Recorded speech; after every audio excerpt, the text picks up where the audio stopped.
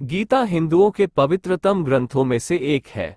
महाभारत के अनुसार कुरुक्षेत्र युद्ध में भगवान श्री कृष्ण ने गीता का संदेश अर्जुन को सुनाया था। यह महाभारत के भीष्म पर्व के अंतर्गत दिया गया एक उपनिषद है। भगवद गीता में एकेश्वरवाद, कर्म योग, ज्ञान योग, भक्ति योग की बहुत सुंदर ढंग से चर्चा हुई है। गीता की पृष्ठभूमि महाभारत का युद्ध है।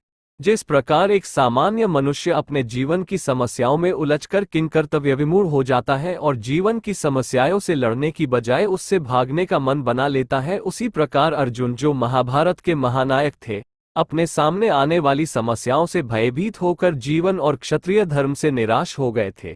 अर्जुन की तरह ही हम सभी कभी कभी अनिश्चय की स्थिति में या तो हताश हो जाते हैं और या फिर अपनी समस्याओं से विचलित होकर भाग खड़े होते हैं।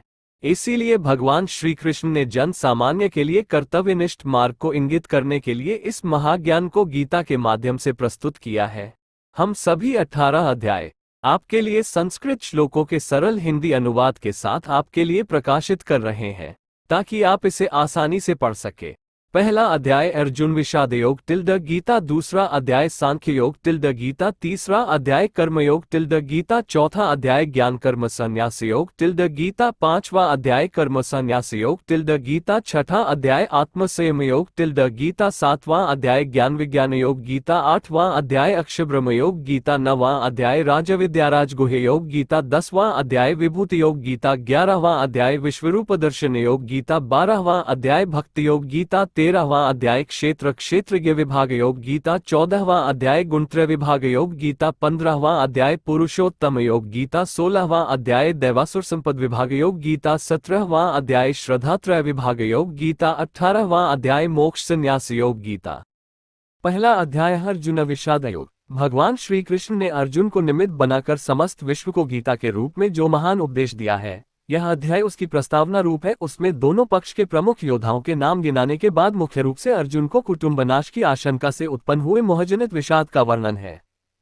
अथ प्रथमोऽध्याय धृतराष्ट्रोवाच धर्मक्षेत्रे कुरुक्षेत्रे समवेता युयुत्सव माम काः पांडवाश्चैव किं कुर्वत संजय। धृतराष्ट्र बोले, हे संजय, धर्मभूमि कुरुक्षेत्र में एकत्रित युद्ध की इच्छा वाले मेरे पांडु के पुत्रों ने क्या किया। संजय उवाच दृष्ट्वा तु पांडवानिकं व्यू दुर्योधनस्ता आचार्यमुपसंगम्य राजा वचनमब्रवीत्। संजय बोले, उस समय राजा दुर्योधन ने व्यूहरचनायुक्त पांडवों की सेना को देखकर और द्रोणाचार्य के पास जाकर यह वचन कहा। पश्येता पांडुपुत्राणामाचार्य महती चमोम व्यूढ़ा द्रुपदपुत्रेण तव शिष्येन धीमता।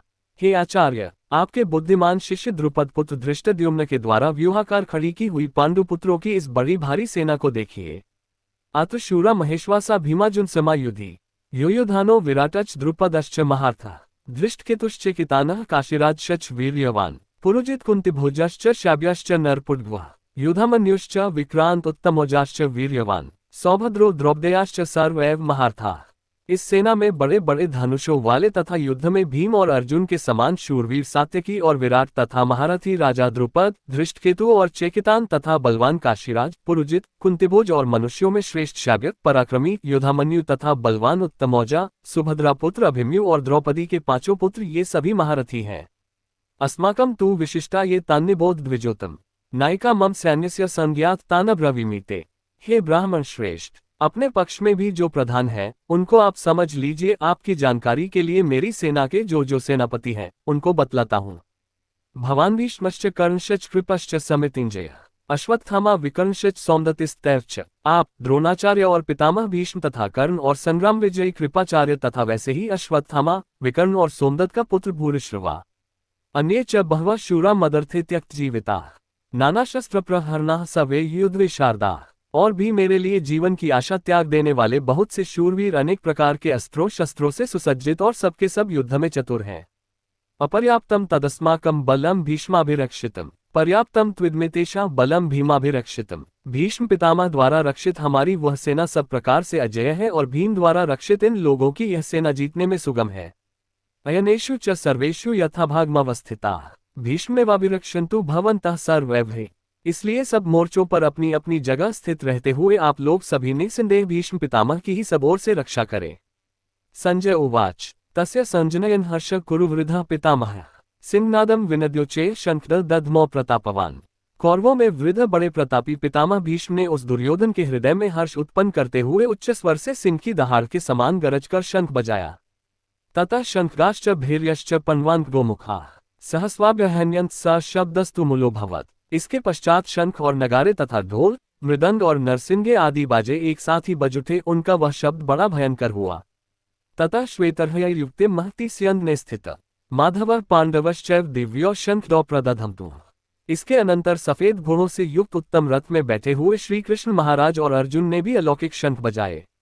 पांचजन्यम ऋषिकेशो देवदत्तम धनंजय पौंड्रम दधमो महाशंख द भीमकर्मा वृकोदर। श्री कृष्ण महाराज ने पांचजन्य नामक, अर्जुन ने देवदत्त नामक और भयानक कर्म वाले भीमसेन ने पौंड्र नामक महाशंख बजाया। अनंत विजय राजा कुंती पुत्रो युधिष्ठिर नकुल सहदेवश्च सुघोषमणि पुष्पको। कुंती पुत्र राजा युधिष्ठिर ने अनंत विजय नामक और नकुल तथा सहदेव ने सुघोष और मणिपुष्पक नामक शंख बजाए। काश्यश्च परमेश्वासः शिखंडी च महार्थ धृष्टद्युम्नो विराटच सात्विकश्च प्राजितः द्रुपदो द्रौपदेयाश्च सर्वशः पृथिवीप्ते सौभद्रश्च महाबाहो शंखगादधमुः पृथक पृथक। श्रेष्ठ धनुष वाले काशीराज और महारथी शिखंडी और धृष्टद्युम्न तथा राजा विराट और अजेय सात्यकी, राजा द्रुपद और द्रौपदी के पांचों पुत्र और बड़ी भुजा वाले सुभद्रा पुत्र अभिमन्यु, इन सभी ने, हे राजन, सब ओर से अलग अलग शंख बजाए। स घोषो धार्तराष्ट्राणा हृदयानि व्यदारयत नभच पृथ्वी चैव तुमुलो व्यनुनादयन। और उस भयानक शब्द ने आकाश और पृथ्वी को भी गुंजाते हुए धार्तराष्ट्रों के अर्थात आपके पक्ष वालों के हृदय विदीर्ण कर दिए। अथ व्यवस्थितान् दृष्ट्वा धार्तराष्ट्रान् कपिध्वज प्रवृते शस्त्रसंपाते धनुरुद्यम्य पांडव ऋषिकेशम तदा वाक्यमिदमाह महीपते। अर्जुन उवाच सेनयोरुभयो मध्ये रथ स्थापयमेच्युत। हे राजन, इसके बाद कपिध्वज अर्जुन ने मोर्चा बांधकर डटे हुए धृतराष्ट्र संबंधियों को देखकर उस शस्त्र चलाने की तैयारी के समय धनुष उठाकर ऋषिकेश श्री कृष्ण महाराज से यह वचन कहा, हे अच्युत, मेरे रथ को दोनों सेनाओं के बीच में खड़ा कीजिए। यावदेतान् निरीक्ष्य योद्धृकामानवस्थितान् कैर्मया सह योद्धव्यमस्मिन् रणसमुद्यमे। और जब तक कि मैं युद्ध क्षेत्र में डटे हुए युद्ध के अभिलाषी इन विपक्षी योद्धाओं को भली प्रकार देख न लूं कि इस युद्धरूप व्यापार में मुझे किन किन के साथ युद्ध करना योग्य है, तब तक उसे खड़ा रखिए। योत्स्यमानान्वीक्ष्य यतेत समागता धार्तराष्ट्रस्य दुर्बुद्धेर्युद्धे प्रिय चिकीर्ष्व। दुर्बुद्धि दुर्योधन का युद्ध में हित चाहने वाले जो ये राजा लोग इस सेना में आए हैं, इन युद्ध करने वालों को मैं देखूंगा। संजय उवाच एवमुक्तो हृषिकेशो गुडकेशेन भारत सेनयोरुभयो मध्ये स्थापयित्वा रथोत्तमम् भीष्मद्रोण प्रमुखतः सर्वेषां च महीक्षिताम्। उवाच पार्थ पश्यतान् संवेतान् कुरुनिति। संजय बोले, हे धृतराष्ट्र, अर्जुन द्वारा इस प्रकार कहे हुए महाराज श्री कृष्णचंद्र ने दोनों सेनाओं के बीच में भीष्म और द्रोणाचार्य के सामने तथा संपूर्ण राजाओं के सामने उत्तम रथ को खड़ा करके इस प्रकार कहा कि हे पार्थ, युद्ध के लिए जुटे हुए इन कौरवों को देख।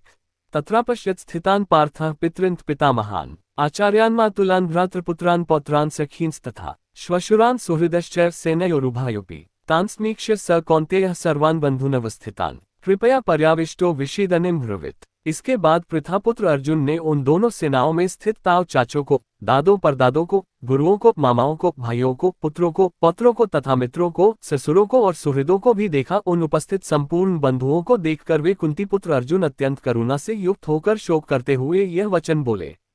अर्जुन उवाच दृष्ट्वेम स्वजन कृष्ण युयुत्सु समुपस्थितम् सीदन्ति मम गात्राणि मुख च परिशुष्यति विपथुश्च शरीरे में रोमहर्षश्च जायते। अर्जुन बोले, हे कृष्ण, युद्ध क्षेत्र में डटे हुए युद्ध के अभिलाषी इस स्वजन समुदाय को देखकर मेरे अंग शिथिल हुए जा रहे हैं और मुख सूखा जा रहा है तथा मेरे शरीर में कंप और रोमांच हो रहा है। गांडीव स्त्रस्ते हस्तात्वक च परिदह्यते न च शक्नोम्यवस्थातुं भ्रमतीव च मे मनः। हाथ से गांडीव धनुष गिर रहा है और त्वचा भी बहुत जल रही है तथा मेरा मन भ्रमित हो रहा है, इसलिए मैं खड़ा रहने को भी समर्थ नहीं हूँ। निमित्तानि च पश्यामि विपरीतानि केशव न च श्रेयोनुपश्यामि हत्वा स्वजन माहवे। हे केशव, मैं लक्षणों को भी विपरीत देख रहा हूं तथा युद्ध में स्वजन समुदाय को मारकर कल्याण भी नहीं देखता। न कांक्षे विजय कृष्ण न च राज्यम सुखानि च किन नो राजेन गोविंद किन भोगैर्जीवितेन वा।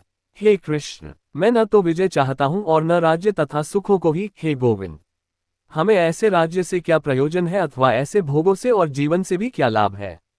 येषामर्थे कांक्षित नो राज्यम भोगा सुखानि च त इमेव स्थिता युद्धे प्राणास्त्यक्त्वा धनानि च हमें जिनके लिए राज्य, भोग और सुखादि अभीष्ट हैं, वे ही ये सब धन और जीवन की आशा को त्याग कर युद्ध में खड़े हैं। आचार्याः पितरः पुत्रास्तैव च पितामहाः मातुलाः श्वशुराः पौत्राः श्यालाः संबंधिनस्तथा। गुरुजन, ताऊ चाचे, लड़के और उसी प्रकार दादे, मामे, ससुर, पौत्र, साले तथा और भी संबंधी लोग हैं। एतान हन्तुमिच्छामि घनत्पि मधुसूदन अपि त्रैलोक्यराज्यस्य हितः किन्नु मही कृते। हे मधुसूदन, मुझे मारने पर भी अथवा तीनों लोकों के राज्य के लिए भी मैं इन सबको मारना नहीं चाहता, फिर पृथ्वी के लिए तो कहना ही क्या। निहत्या धार्तराष्ट्रान्न का प्रीते स्यात् जनार्दन पापमेवाश्रयेदस्मान् हत्वैतानात्तायनः। हे जनार्दन, धृतराष्ट्र के पुत्रों को मारकर हमें क्या प्रसन्नता होगी। इन आत्ताइयों को मारकर तो हमें पाप ही लगेगा। तस्मान्नार्हा वयम् हन्तुं धार्तराष्ट्रान् स्वबान्धवान् स्वजन हिकात् हत्वा सुखिनः स्याम माधव। अतएव हे माधव, अपने ही बांधव धृतराष्ट्र के पुत्रों को मारने के लिए हम योग्य नहीं हैं, क्योंकि अपने ही कुटुंब को मारकर हम कैसे सुखी होंगे। यद्यप्येते न पश्यन्ति लोभोपहचेत्सः कुलक्षयकृत दोषं मित्रद्रोहे च पातकम् कथ न ज्ञेयमस्माभिः पापादस्मान् निवर्तितुम् कुलक्षयकृत दोषं प्रपश्यद्भिर्जनार्दन। यद्यपि लोभ से भ्रष्टचित हुए ये लोग कुल के नाश से उत्पन्न दोष को और मित्रों से विरोध करने में पाप को नहीं देखते, तो भी हे जनार्दन, कुल के नाश से उत्पन्न दोष को जानने वाले हम लोगों को इस पाप से हटने के लिए क्यों नहीं विचार करना चाहिए। कुलक्षये प्रणश्यन्ति कुलधर्माः सनातनाः धर्मे नष्टे कुलम कृत्स्नम धर्मोभिभवत्युत। कुल के नाश से सनातन कुलधर्म नष्ट हो जाते हैं, धर्म के नाश हो जाने पर संपूर्ण कुल में पाप भी बहुत फैल जाता है। अधर्माभिभवात् कृष्ण प्रदुष्यन्ति कुल स्त्रियः स्त्रीषु दुष्टासु वार्ष्णेय जायते वर्णसंकरः। हे कृष्ण, पाप के अधिक बढ़ जाने से कुल की स्त्रियां अत्यंत दूषित हो जाती हैं और हे वार्ष्णेय, स्त्रियों के दूषित हो जाने पर वर्णसंकर उत्पन्न होता है। संकरो नरकाय कुलग्नना कुलस्य च पतंती पितरो ह्येषा लुप्तपिंडकक्रिया। वर्णसंकर कुलघातियों को और कुल को नरक में ले जाने के लिए ही होता है। लुप्त हुई पिंड और जल की क्रिया वाले अर्थात श्राद्ध और तर्पण से वंचित इनके पितर लोग भी अधोगति को प्राप्त होते हैं। दोषरतः कुलग्नाना वर्णसंकर कारकः उत्साद्यन्ते जातिधर्मा कुलधर्माश्च शाश्वता। इन वर्णसंकर कारक दोषों से कुलघातियों के सनातन कुल धर्म और जाति धर्म नष्ट हो जाते हैं। उत्सन कुलधर्माना मनुष्याना जनार्दन नरकेनियत वासो भवतीत्यनुशुश्रुम। हे जनार्दन, जिनका कुलधर्म नष्ट हो गया है, ऐसे मनुष्यों का अनिश्चित काल तक नरक में वास होता है, ऐसा हम सुनते आए हैं। अहो बत महत्पापन कर्तुन व्यवसिता वयम यद्राज्य सुखलोभेन हन्तुन स्वजन मुद्यता। हाँ शोक, हम लोग बुद्धिमान होकर भी महान पाप करने को तैयार हो गए हैं, जो राज्य और सुख के लोभ से स्वजनों को मारने के लिए उद्यत हो गए हैं। यदि मां प्रतिकारम शस्त्रम शस्त्रपाण्यः धार्तराष्ट्रा रणे हन्युस्तन्मे क्षेमतर भावेत। यदि मुझ शस्त्ररहित और सामना न करने वाले को शस्त्र हाथ में लिए हुए धृतराष्ट्र के पुत्र रण में मार डाले तो वह मारना भी मेरे लिए अधिक कल्याणकारक होगा। संजय उवाच एवमुक्त्वार्जुनः संख्ये रथोपस्थ उपाविशत विसृज्य साश्रचापन शोक संविघ्न मानसः। संजय बोले, रणभूमि में शोक से उद्विग्न मन वाले अर्जुन इस प्रकार कहकर बाण सहित धनुष को त्याग कर रथ के पिछले भाग में बैठ गए। ओम तत्सदिति श्रीमद्भगवद्गीतासूपनिषत्सु ब्रह्मविद्यायां योगशास्त्रे श्रीकृष्णार्जुन संवादे अर्जुन विषादयोगो नाम प्रथमोऽध्यायः। इस प्रकार उपनिषद, ब्रह्मविद्या तथा योगशास्त्र रूप श्रीमद् भगवद्गीता के श्री कृष्ण अर्जुन संवाद में अर्जुन विषादयोग नामक प्रथम अध्याय संपूर्ण हुआ।